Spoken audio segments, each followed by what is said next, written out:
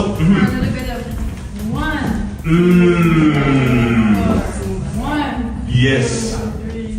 So you have to spread the weight out evenly with the way that you're transferring the weight.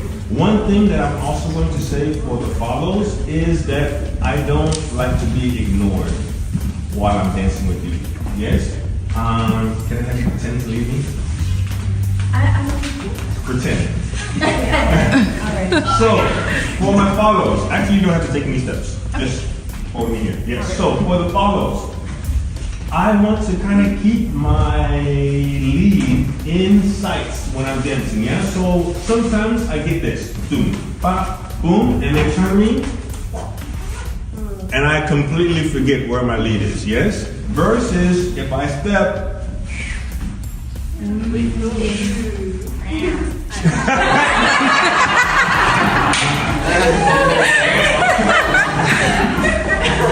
so the main thing is that you don't want your head to whip around so fast. If I'm going here, and then there, and then here, and then there, and then this, versus if I just keep my lead as the focal point of where I'm going, now it's easy to dance around where he's going, yeah? And that will help you figure out, because the leader also communicates with the way that he disassociates with his chest.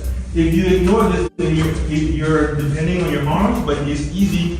Let's say we do a slide up. Go ahead. And she opens up. I'm gonna follow that.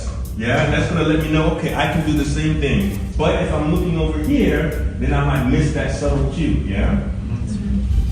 Here we go. Enough talking, more implementation. Did we switch partners already? Who's next? Hello.